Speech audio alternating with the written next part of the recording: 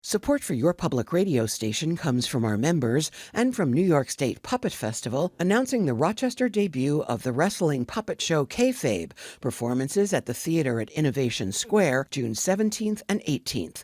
More at newyorkstatepuppetfestival.org. From WXXI News, this is Connections. I'm Evan Dawson. Well, our connection this hour is made with something that you probably can't see with your eyes alone, but they are just about everywhere. Microplastics are in our water, sometimes in our food. We are increasingly concerned about what they might be doing in our bodies. Spend enough time on TikTok and you will find some very strange videos about how microplastics can affect your masculinity. And yet, with so much focus on microplastics in recent years, there are plenty of mysteries unsolved here. How exactly do they get into the environment? What harm can they do to us? How easily do they get into our bodies and stay there? Local researchers are proud to say that Rochester has become a hotspot for research on microplastics and health. And this week, Rochester is welcoming researchers from across the country to discuss emerging research, challenges, and next steps at their Great Lakes Microplastics Research Symposium. They're expecting around 150 people to attend. They have a lot of work to do. If you've ever wondered about that plastic soda bottle, if that's causing you harm, you're not alone. If you wonder about the effects of plastic in sporting equipment, cooking utensils, toys for children, there are people who are trying to learn what's going on, what's a risk versus what is truly safe. And we're going to try to dig into all of that and answer your questions, if you've got them, by the way, on microplastics this hour. Let me first welcome the co-directors of the Lake Ontario MicroPlastics Center. On the far side, Dr. Christy Tyler is with us. Christy is professor of environmental science in the Thomas H. Gosnell School of Life Sciences at the Rochester Institute of Technology. Welcome to the program. Thanks for being here. Thanks for having me. And Dr. Katrina Korfmacher, easy for me to say, professor of environmental medicine and public health sciences at the University of Rochester. Welcome back to the program. Glad to be here. Across the table, hello to Jamie Rusi. Dr. Rusi is Chief Scientific Officer and co-founder of Simpor. James, welcome. Thanks for being with us. Thank you for the opportunity. And James, what is Simpor briefly? The company is called Simpor, silicon membranes with pores. So we make filters, and in this case, the filters are very useful for collecting and identifying microplastics. Very good. And next to Jamie is Assemblymember Jen Lunsford from District Number 135. Welcome back to the program. Always happy to be back. So there's a lot to discuss here. And I just want to start with a kind of a definitional question because, I was showing the guests that I went to the break room right before the show and I got a balanced break. And here it is. I thought, well, this is good. I'm just getting little almonds and little cranberries. And of course, it comes in this little plastic container. And Christy, am I looking at this plastic? It is plastic. Are there microplastics associated with this? Do they end up on my hands, my fingers? Probably. Yes? Yeah. My plastic, as soon as it's produced, begins to degrade and break down and break off into the little bits that we call microplastic, which is really any plastic that's between 1 micron, so very, very tiny, up to 5 millimeters. And it's really just kind of an operational definition of a little bit of plastic. Up to 5 millimeters. Up to 5 That's the millimeters. largest. That's where we generally see the cutoff. After that, we get into mesoplastic or macroplastic. So that container that you just held up is a macroplastic. Jerry Seinfeld once said that everything in the world is just on a timeline of its way to becoming garbage. And I understand that. It's probably true. So here we are. If I pick up a piece of plastic and there is microplastics associated with it, do I need to be worried about that? I think it's easy to start convincing yourself to be a hypochondriac about microplastics. We need to be aware of the fact that those are plastics. That's a food grade plastic. So ideally there's fewer additives, but all plastics are synthetic compounds, usually made from petrochemicals. And there are many, many different kinds of polymers. So that one is probably polyethylene, which is a type of plastic, but there are many other kinds of polymers. And then to give them their functionality, we add different kinds of additives. So plasticizers or dyes. Titanium dioxide makes the plastics white. So all of those different chemicals, some of which we already know can be harmful to human health, are incorporated into the plastic. So as soon as you discard that, as on its way to becoming trash is very quick. Yes. Right? You use it, you had your snack, it's becoming trash right away. And then it's degrading. If that were to get in the water and in the sunlight, it makes it break down more quickly into little pieces of plastic. And all of those chemicals leach out. So when we talk about plastic, it's really both the physical material, so these little particles, and then all of the chemicals that are embedded within it that can leach out into the environment. All right, so one other question for Christy, and we're going to go around the table here because all of our guests have different sort of levels of expertise on this. And listeners, if you've got questions on microplastics, guests may have answers or they might be able to offer some insight into your questions. It's 844-295-TALK. That's toll free, 844-295-8255. You can email the program. As always, the email address is connections@wxxi.org. If you're watching on the WXXI News YouTube channel, you can join the chat there. Do you feel, Dr. Tyler, like we have any sense of where the real thresholds are for harm yet? And are we better at that than 5-10 years ago? Are we going to be better in 5 or 10 years from now at understanding this? Like, where are we on the continuum of actually understanding microplastics in our body? So we are on the way to understanding that. It's a very, very difficult question because, as I mentioned before, it's not just one thing. So there's many, many kinds of plastics. And so it's trying to get a handle on every kind of plastic and every kind of additive in the plastics is pretty challenging. But we know more than we did 10 years ago, for sure. And 10 years from now, I think we will have a much better idea of what the potential harms are to us. I already have 2 email questions, and the first one I'm going to direct to Assembly Member Lunsford. Harry wants to know, why isn't there a law requiring plastics recycling? So, I mean, I don't know how much the law can do with this. It's a fair question, though, because people hear in recent years about, well, the international markets for plastics have changed, and you can't recycle everything you used to be able to recycle. You want to weigh in on what the law can say or not say about that? Sure. So plastics recycling is a law that typically would be promulgated by your local municipality that controls more of what your regulations are with regard to waste pickup. Many of our municipalities either contract here locally for waste pickup. In other cities, it might be provided municipally. And there are some places where you are required to recycle plastic. But the reality is that you can't recycle every kind of plastic. And even places like Monroe County, where we have a pretty robust recycling program, you can't recycle every kind of recyclable plastic simply because we don't have the right technology. I think a lot of people don't realize how much of a ceiling your infrastructure places on what you can and cannot recycle. Like even if we have, say, I think black plastic is a great example of this. Black plastic that you get in food containers frequently gets sorted incorrectly with the optics scanners on a lot of municipal recycling equipment simply because the conveyor belt is also black. And that is a limiter. I mean, it's the thermoforms, your berry containers, your clamshells. In Monroe County, we don't have the technology. We don't have the machine to recycle that, but in other counties, we do. So that's a big limiter, and financial investment in infrastructure to recycle the plastics we can recycle is really the better use, I think, of government resources and effort to just bring everyone to the same level of ability to recycle what we can. And this is obviously a huge issue here because we are home to High Acres. We are home to the second largest landfill in the state. So this is an issue we hear about a lot. And it's a fair question from Harry. I mean, I get it, and I do appreciate that, Harry. It's connections@wxxi.org. David, we'll get to your question coming up here. He's got a water filtering question, and I think that'll relate to some of what we're going to talk about coming up here. So hang tight there, David. Katrina Korfmacher, is there a question or two that you say right now as a researcher, we don't fully know the answer to this, but I think that we will? I remember talking to astrophysicist Adam Frank, and he said, as someone who does research into biosignatures and looking for life in the stars, he said we'll probably never know if we're alone in the universe, which is like a big question, of course. But he said just based on time and distance and everything involved, we probably will never actually get an answer. And that's hard for him as a researcher to say, I'm going to work on this my whole life and we'll probably never get one. We probably never, ever will. You have a chance to get a lot of answers with the work that you and your colleagues are doing.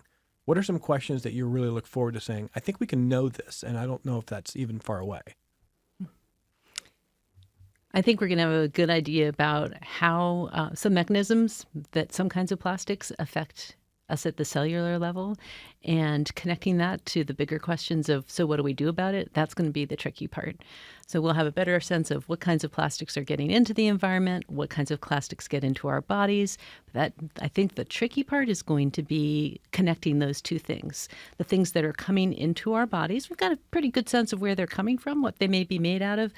And we have some ideas about how plastics in biological systems act, but connecting those two things, for example, is it most important what is in your water or in the air you breathe or in the food you eat?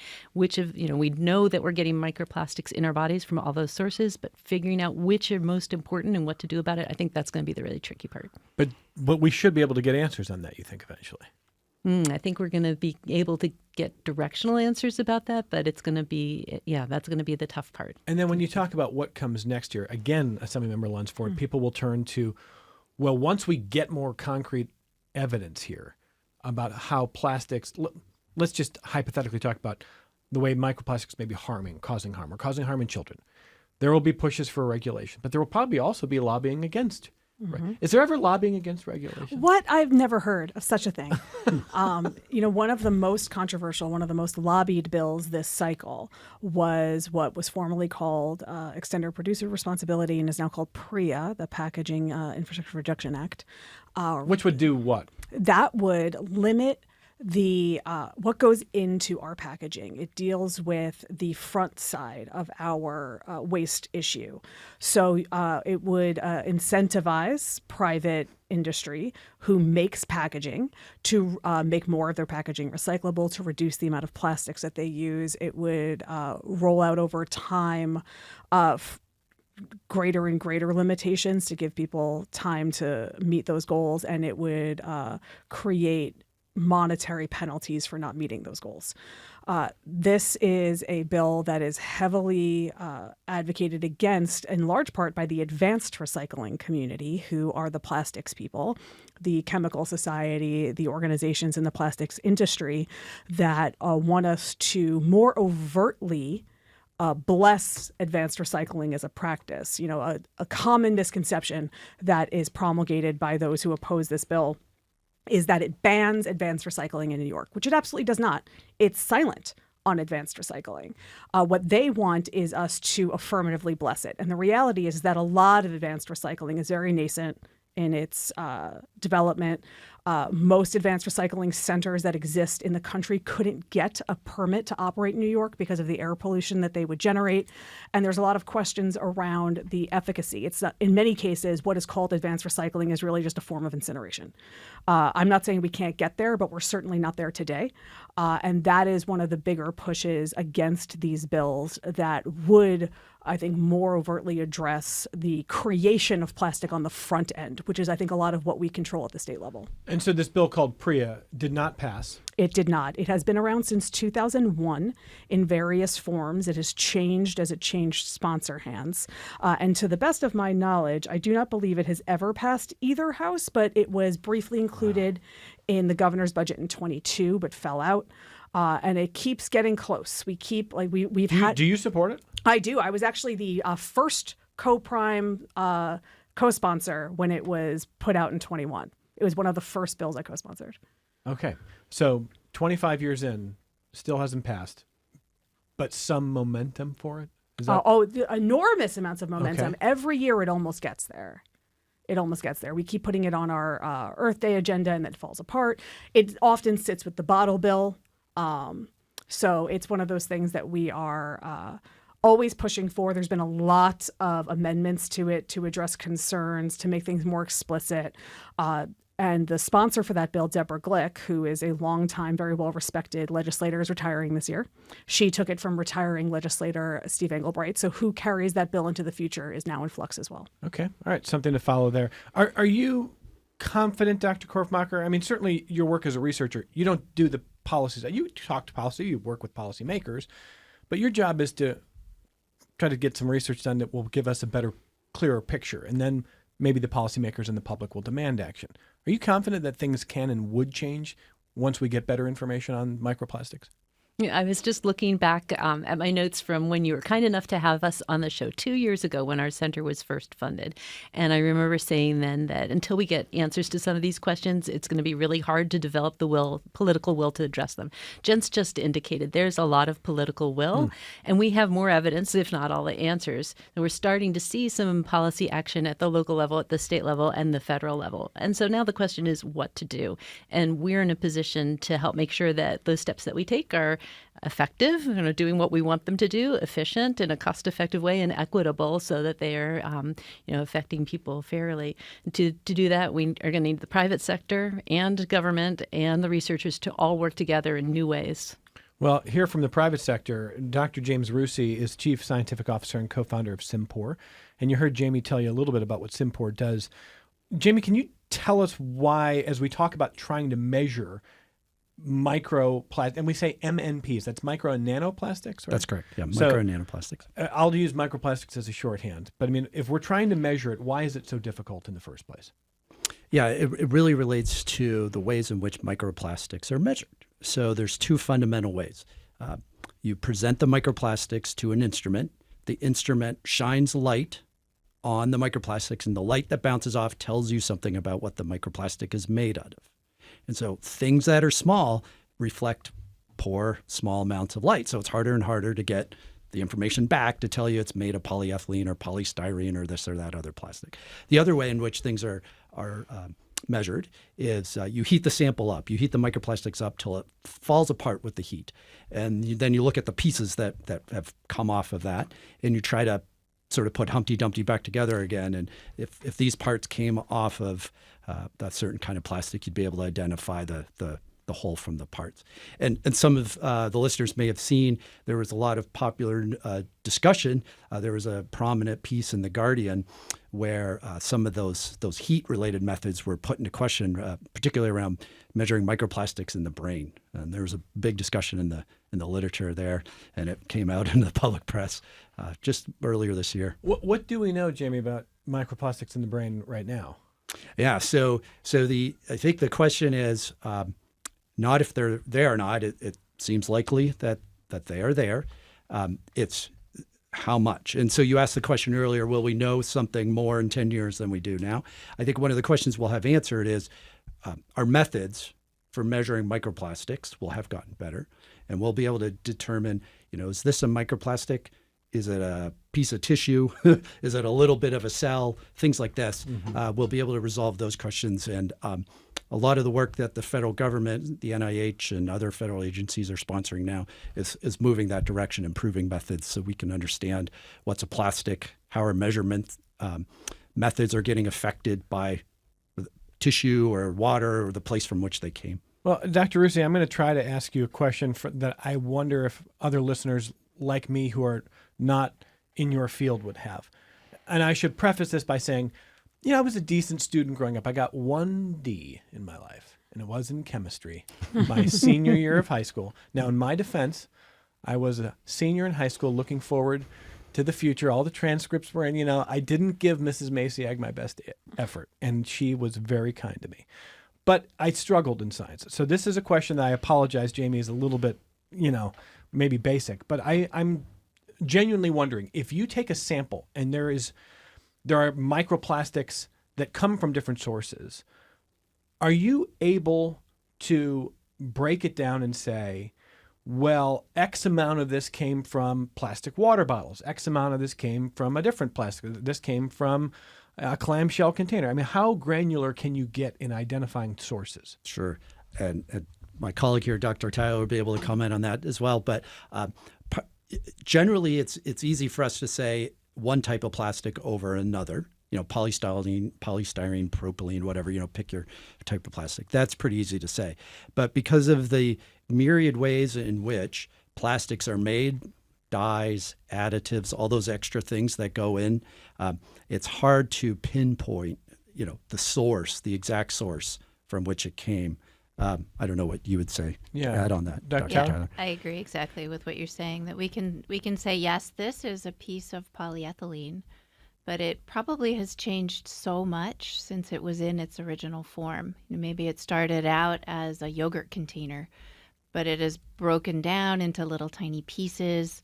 It has leached out chemicals, or while it's in the environment, it might have bacteria grow on the surface of it or other toxic chemicals that are already in the environment attached to the surface of it. The shape has changed. So it's very, very difficult to backtrack. We do see polypropylene and polyethylene are the two most commonly produced materials.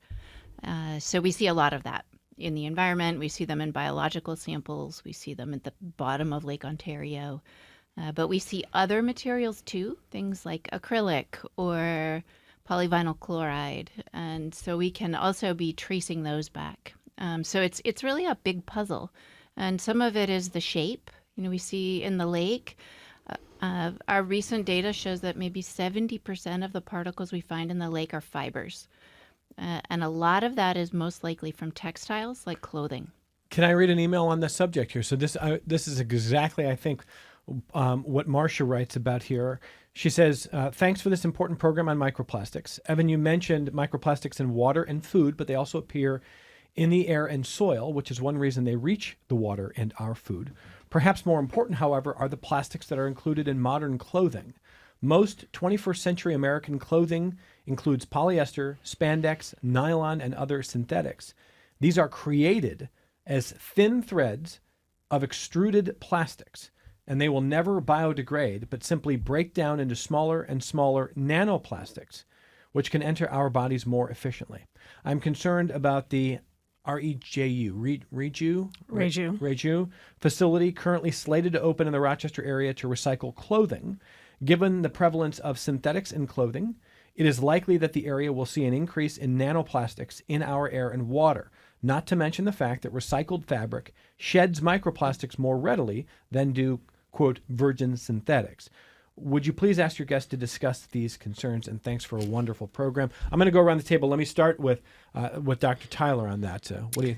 I think everyone's looking at me because this is a Jen Lunsford question. Okay, well, Assemblymember Lunsford, the floor is yours first. So first off, I do want to give a shout out to my colleague Anna Kellis, who is an assembly member in Ithaca, who did pass a bill at the Assembly this year, didn't make it through the Senate, to require our washing machines to include a filtration system to help reduce the loss of microfibers into our water system, since washing machines is, as far as we know now, the number one way that these fibers are finding their way into our water system.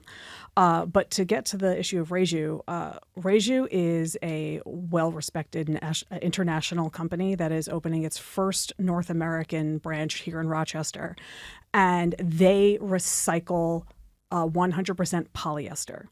Enough polyester has already been created to clothe the entire world 7 times. We don't need new polyester. We're good. And are people making new polyester? They are. Yeah. They are. And as we look at textile recycling methods, that is another thing that is both, when you deal with organic cotton, we have a decent methodology around that. Polyester has a methodology. When we talk about our Franken fabrics, the blends, that's more challenging. But REJU does this work all around the world, in the EU, where there are far more regulations than there are here. And I am confident that this is going to be a net gain from an environmental perspective, and exciting to have here in Monroe County, where we're going to be able to become a hub of textile recycling to the extent that it is technologically possible.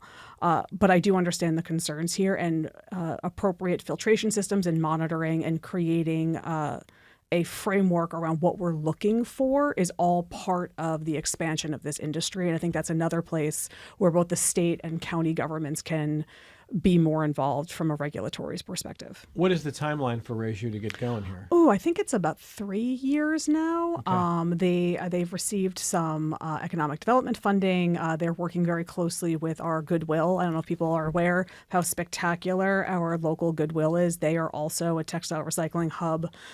We were able to just, from our office, give them funding to buy a textile shredder so that they can do more shredding on site. This is my plug for the Goodwill. If you have clothes and you think, I don't know if this is donatable or not, you bring them to them and they will sort it. They want everything.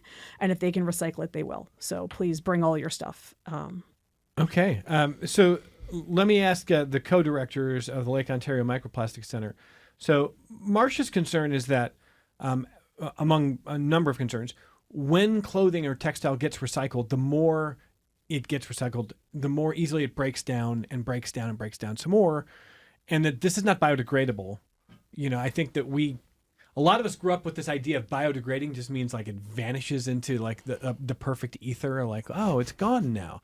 And she's saying it's not gone, it's just more and more nano and more accessible to your body, or easier to enter your body. So, Dr. Tyler, what would you say to Marcia? I think they're all really good points. And Okay. I think that, yes, it will continue to break down into smaller and smaller and smaller pieces till we get to the nano range. Over the very long term, we're talking tens to hundreds of years, plastic will break down. It will break down into carbon and oxygen and hydrogen that it's made of, bacteria. Some bacteria can decompose it. So it will break down, but it takes a long time. And there is evidence showing that the smaller the particle, the more easily it crosses barriers in your body. And fibers are particularly concerning because they are made really tiny in one dimension. The diameter of a typical polyester fiber is about 14 microns. So it's very, very tiny. And so if it gets in that angle, it can cross these barriers because it's this long, skinny thing that can enter your body. So again, crossing barriers within your body, for people who might be thinking, well, it's micro or nanoplastics, but the body will flush them out of your systems. Your body will sort of clean itself out. You're talking about something that could have staying power in your body, yes? It could have staying power. And we don't really know enough about the body's ability to expel plastic once it's in there. It's a foreign body. It's this particle that your body's not adapted to dealing with. One of our researchers is showing that your body's natural immune system, the macrophages, will engulf plastics. But what that ends up doing, his early work is showing, is that it basically slows down those macrophages so that then the immune system is tied up and busy, and it can't respond to other immune attacks. So it's busy dealing with this foreign particle and can't respond when you actually are exposed to a pathogen. So we're learning a lot about how these particles might be affecting us, and we don't know how we get rid of them. Anything you want to add here, Dr. Korfmacher? I just think Jen's example and the Reju question goes to the two themes that made me so excited to talk with you about this issue right now. One is the connection between upstream and downstream. Yes, I think we could all agree there's a lot of plastic out there, and we probably need to figure out a way to have less of it, capture it better, recycle it better. That's really important. And at the same time, we need to be thinking downstream of how does it get into the environment and what does it do. And this is a great example, second theme, of how government and private sector and researchers can be working together locally, that the private sector is creating this facility. We're developing technologies to help us measure. Government is supporting these efforts. And we have researchers who could help answer those questions that Marcia has, because we don't have standards for how to measure those plastics, how much is too much. But somebody should be keeping an eye on that and looking at trends over time so that we're in a good position to answer her question down the road. Dr. Rusi, anything to add on this? Yeah, two things. So one, it would be interesting to see, the difference between the sources coming from a recycling plant versus all the washer and dryers from that same region, right? I would guess, and this is entirely speculative guess, that the washers and dryers collectively are a much larger source than one plant. And back to your early question, if we look in the environment, Evan, and try to figure out where something came from, like work all the way back to the source, in specific instances, that is happening. So there have been lawsuits where environmental groups have been joined by their state environmental conservation office or the like for particular entities who've released a particular type of plastic into the local water. And in both of the cases, one in Texas, one in Pennsylvania, as a part of the order, the settlement, these facilities have been mandated to monitor their local water sources for the particular type of plastic coming from the plant or so on. So that is happening in certain cases. And it's interesting that on the state level, environmental action groups and their environmental conservation offices or the like are joining forces to enforce these unfortunate events. The one case would be there is a plastic factory that released all of its nurdles, all their starting materials for their plastic production into the Ohio River. And they're now being forced to monitor for that. Presumably an accident okay. Yes. Okay. You're not negligence. Negligence. Okay. Yes. No, very interesting. If you are waiting on the phone or you've sent emails, so Robert in Fairport, we'll take your call after we take this break. We've got emails to share, a lot of questions, and we're going to talk more about what is happening this week in Rochester. It was a couple of years ago that the co-directors of the Lake Ontario MicroPlastics Center were telling us about what they wanted to do in this research field. And they are already doing quite a lot. They're welcoming colleagues from around the country this week in Rochester. And we're going to come back and we'll answer more of your questions on microplastics. Support for your public radio station comes from our members and from Mary Cariola Center, proud supporter of Connections with Evan Dawson, believing an informed and engaged community is a connected one. marycariola.org. This is Connections. I'm Evan Dawson. Tom writes to say, what a fantastic show. I have a 1 p.m. tea time and I'm almost ready to cancel just to keep listening. Thank goodness for podcasts. Connections, making golfers late for their tea times everywhere. Glad to do that. Tom, thank you. And it is great information. Our guests are bringing you a lot here. Let me grab Robert in Fairport on the phone. Hey, Robert, go ahead. Yeah, thanks for taking my call. I think that it's kind of a fantasy to think that we can recycle our way out of this, especially for plastic packaging. If you look at countries like Japan, they incinerate most of their plastic packaging and create energy. They have incineration to energy plants. I think that's probably a smarter way to do things because they lack the landfill space for plastic. So I think that's got to be part of the equation. Okay, Robert, thank you. So first of all, let me just ask everybody if they want to weigh in. His first premise is we can't just recycle our way out of things. Somebody remember, did I see you nodding along with that point? You agree with that? Yes, obviously. Not only do we not have the technology or the infrastructure, even if the technology exists in all parts we would need it, we don't have the market for it. You'd be surprised what is unrecyclable that people take for granted. So agreed, we cannot recycle our way out of it. Every time we have the team from Monroe County on this program, Mike Garland and his outstanding team, we are flooded with questions. And frankly, a lot of surprise from listeners who go, wait a second, I've been throwing this in the blue bin here, and I can't? Your strawberry fruit containers here, Driscoll's probably makes enough money without you. Now I'm in trouble. Do not sue me. I don't want to get sued by Driscoll's. I'm sure they're lovely people. I'm going to stop talking. Are you a lawyer? Do you know any good lawyers? I know a couple. Okay. Not me. But to your point, whether it's a Driscoll's container or many others, I think a lot of people assume it's plastic. It can be recycled. Mm-hmm. And there's been a lot glass. You can't recycle green wine bottles. Like people think like that's blowing people's mind. Yeah. Jamie, you're nodding along. Anything you want to add there? Oh, I've seen local wineries, since there's many of them in our Finger Lakes region, they crush their bottles and line their paths with them as a way to recycle them. And so Katrina and Christy, you want to weigh in on somewhere Robert is saying, he's looking at Japan and incineration. Katrina, anything you want to add to that point there? Yeah, definitely. It's got to be more than recycling. And I think we're going to need all of these strategies for figuring out what plastics do we need, what can we avoid, what do we need to incinerate, and what can we capture better. And hopefully our recycling will also be improving at the same time so that those questions won't be as difficult in the future. Christy? Yeah, I agree with everything everyone said, and want to add that I think we need better products. The packaging needs to be designed with end of life or recycling in mind. So getting your berries in a container that's huge, or your lettuce that you can't recycle, it's so wasteful. And if we had a better package that was already designed with the ability to reuse or refill or recycle, we wouldn't be in such a bind.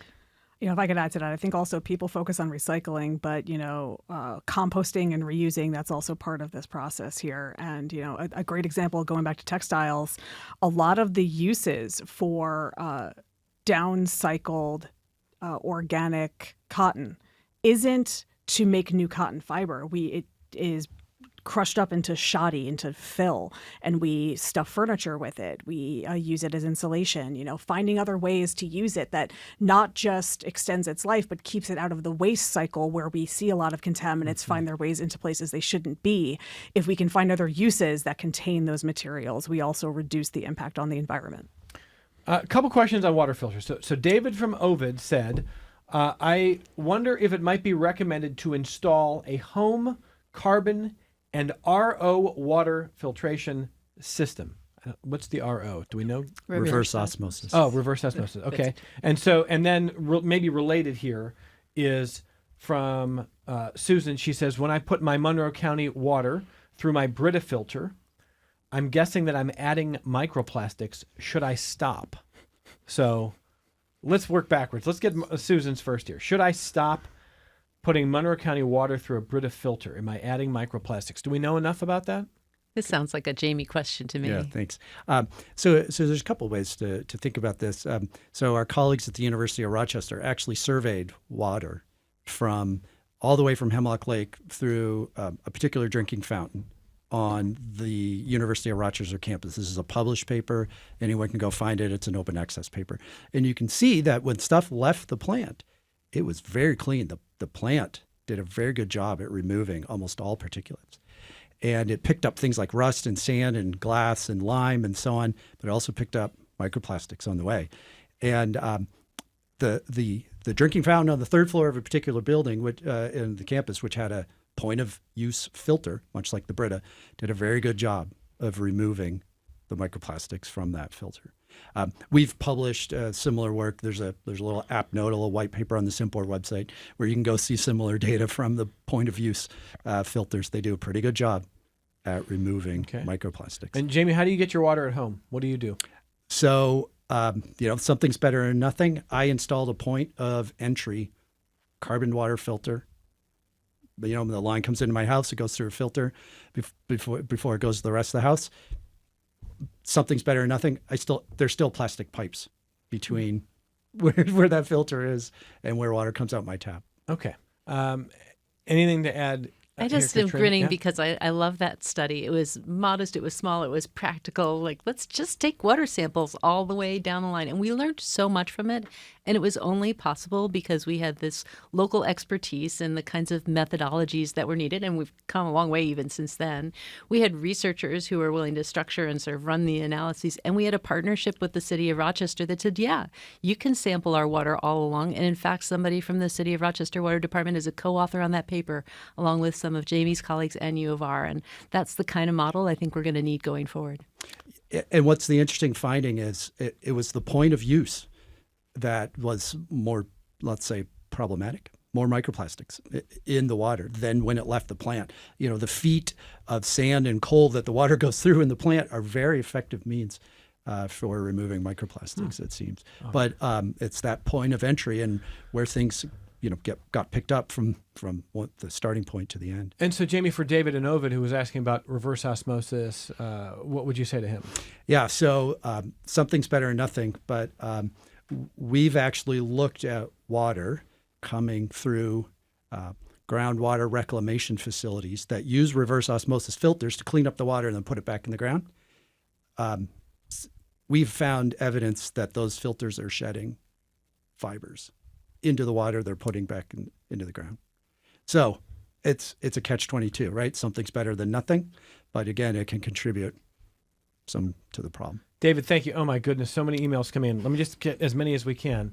Bridget says, thank you for today's topic. What are the speaker's thoughts on recycling artificial turf? This is a hot topic locally. I saw some kind of a reaction from Christy, especially on this. Is this something you've thought about? I haven't thought as much about the recycling part of it as much as on the whether we should be installing artificial turf in the first place. And should we be? It would be nice to think about alternatives. Okay. I know I live in Brighton, and this is a big debate controversial there, right? topic right now with the athletic fields on our campus. So what do you tell, as a Brighton resident, what are you telling the superintendent? What are you telling the athletics departments that say, hey, look, we've got these teams, and they wait all year to play, and then when they're on grass and dirt, they get rained out. But we can drain 20 inches of rain an hour on these artificial turf fields. We could have a hurricane and they could still play. And we can at least get more games in. And it's, it's $1.5 million, but we can do it. What do you say to them? That there are trade-offs. I mean, we trade the ability to play more often. And I agree that that's a problem. My son plays soccer and it's muddy. But we are trading for the potential to run off all of that stormwater into the creek. Buckland Creek is running through the campus. All of the turf and all of the fill, which is rubber, it needs to be replaced periodically. That runs off with it. And there is evidence that those chemicals are not harmless. There are studies that have come out that show that soccer goalies have higher rates of cancer because they spend so much time in the turf. And when my son comes home and dumps turf out of his shoes, yeah, you can see it. The little black bits. It's concerning. So I think Europe has banned the installation of new turf fields, and that there is development of alternatives. Are there alternatives? Are there artificial alternatives that drain water better, that let kids play more, but don't have the rubber or other materials that are diced up that are causing these problems? There are the development of those kind of alternatives. Cork is one. Cork. So why aren't we using that? It's expensive. More expensive than the current? More expensive. So it's a money thing. Okay. All right. Anything you want to add here, Katrina? And just thinking about you asked as a Brighton parent, right? Yeah. And 6 of the 9 LOM PIs are either recent, past, current, or future Brighton sports athlete parents. And we're also researchers.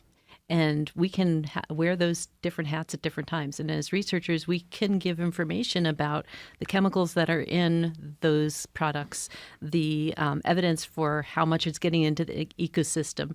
But we can't make the value trade-offs if people care more about the heat, about the being able to play longer, about the runoff. Those are value-based decisions. And if asked, we can talk about what we know, but we can't make a decision about what that right action should be at this time. But however, the excitement about this is promoting nationally, right? As in Europe, these have been banned while they're developing alternatives, and there's more and more enthusiasm and pressure on the industry to be more transparent and develop alternatives that address those different concerns. Just briefly here, for the kids who do come home and they turn out their baseball socks, they turn out their soccer socks and their cleats, and they do have the little black bits that came from the turf. Is there a better way than just tracking those into the house?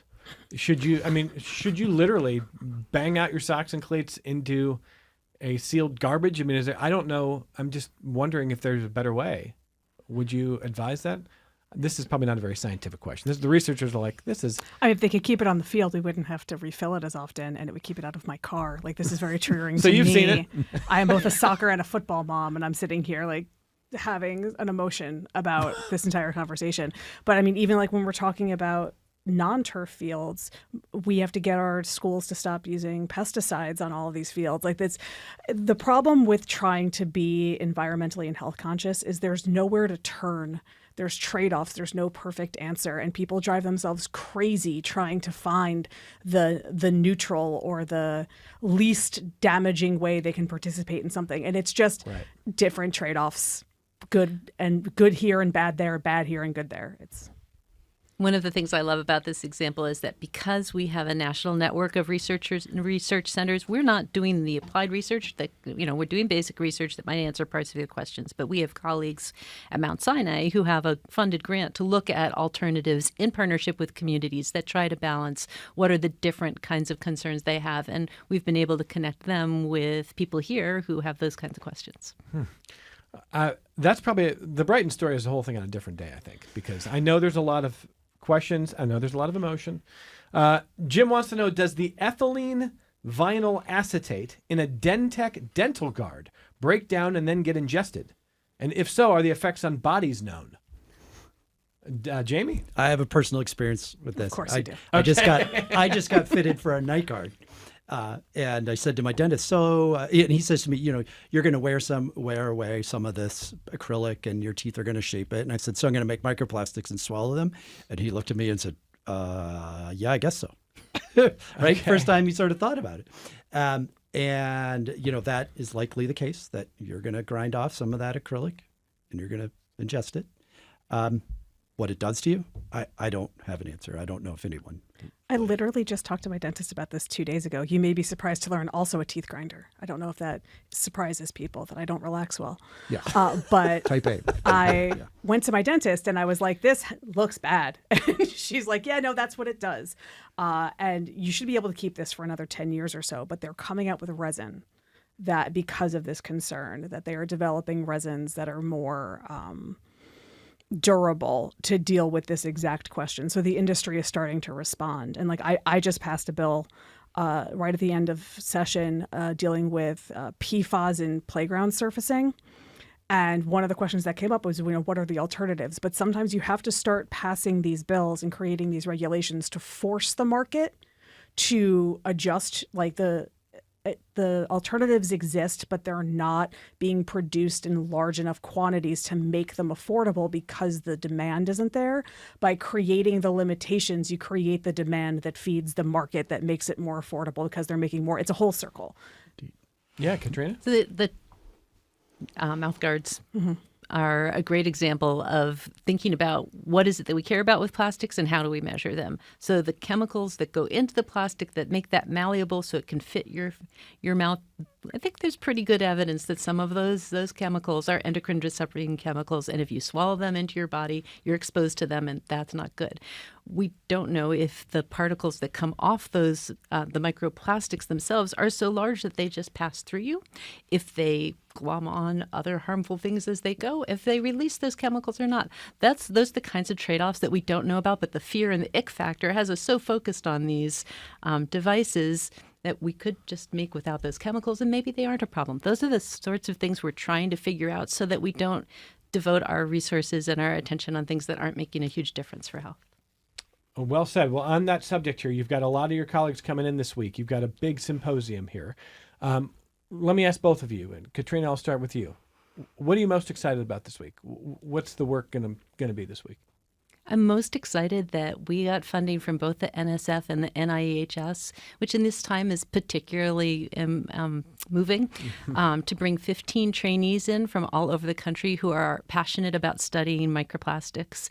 And that's a really exciting part that we didn't expect to. We're going to have 150 people coming for a symposium, and those trainees and 8 or 9 speakers from around the country are going to get together the day before to geek out on measuring microplastics and try to grapple with some of the issues that we've been skirting around here. So those are some of the things that excite me most. Okay. All of that is really exciting. I'm very excited about the workshop that we have on Wednesday, which is on measuring microplastics, because I think, as Jamie alluded to, they're really, really hard to measure. And as our concern for the impacts of smaller and smaller particles go, we don't have the ability to measure those yet. And so sitting together with all of these people, especially these new trainees who are all using different methods in their labs, will be really, really productive and hopefully get us on the pathway to having the tools that we need to be able to measure these particles. Just briefly, Jamie, will we be able to measure smaller and smaller as time goes on? Indeed, we will be. There was a recent federal announcement from the Advanced Research for Project Agency for Health that challenged everyone to measure down to 100 nanometer nanoplastic. So that's like a really big virus-sized nanoplastic. Okay, and the technology is probably in its prototype stage to do that. And I've seen some folks who are indeed getting measurement capabilities down to that level. So it seems like the science is going that way. Where the question remains is, again, is telling what's a nanoplastic from a piece of the tissue from which it came or some other thing. That's kind of the debate in the field right now. Rick emails to say, Evan, please let your guests know that their balanced and nuanced responses to listener questions is really appreciated. Jen Lunsford's statement that there are trade-offs as we make decisions is certainly a more candid response than we typically hear from politicians, and I appreciate it. It's weird to hear you described as kin. Rick, thank you for that. This next question, I'm going to try to squeeze. We got 2 minutes left here. I don't know the name here, but this person says, Evan, I reuse my plastic water bottle to avoid filling the landfill with plastic. Much of the recycle stream is actually landfilled. And wasting petrochemicals on plastic production. So what is my microplastic risk with this behavior in reusing my plastic water bottle? Is that behavior recommended or not? Christy, I hate to... Jamie, you want to hit this first? Yeah, I would suggest, there's some very nice metal alternatives. Okay. It's probably good to... And the reason is, the more you crinkle that water bottle, the more mechanical forces you're putting on it, sheds particles back to, I think, the first point that opened our discussion. Right, today. and probably if someone is getting a plastic or getting a bottle for reuse, it's not for a month, it's not for a year, it could be years. So to Jamie's point, there's probably a lot of crinkling and grabbing and pressure. So Christy, metal better? What would you say? Metal's absolutely better. And I would definitely advise against using the water bottles that are intended to be single use. Don't reuse those because they're not intended to be durable. The caps shed particles. There's lots of studies that have shown that bottled water has more microplastics than tap water. Okay. Yeah, go ahead, Katrina. Well, you can see that as we're doing this research and we say we don't have the answers, we're doing our best to offer the judgment based on what we see and communicate with the public. So I have one other part of the event on Thursday I'm super excited about, which is that the teaching artists at the Memorial Art Gallery are joining the scientists in the atrium from 5:30 to 7:30 so the public can come and make plastic art, learn from the scientist. And this is so important because people are getting excited, but that knee-jerk reaction of we just need to measure it and ban it in our water is not that simple. That's Thursday. It's a big week with the symposium and these events going on. And if you've got something, we'll link in our show notes so you can learn more about what's happening, both with the research and with the event that Katrina just talked about. I did not get through the emails. There were YouTube comments. Nobody likes Keurig. Keurig is getting a lot of hate on YouTube there. Jamie's nodding along to that. I'm sorry I couldn't get through everything this hour, but that just means that we really are going to ask the co-directors to come back and join us, the co-directors of the Lake Ontario MicroPlastics Center. Tremendous interest in what Katrina Korfmacher and Christy Tyler are doing there. Thank you both for being here. Thanks for having us. Thanks for these answers here. And James Rusi, James is Chief Scientific Officer and co-founder of Simpor. Thank you for being here. Yeah, my pleasure. Assemblymember Jen Lunsford, thank you as always. Always a good time. More connections coming up in a moment.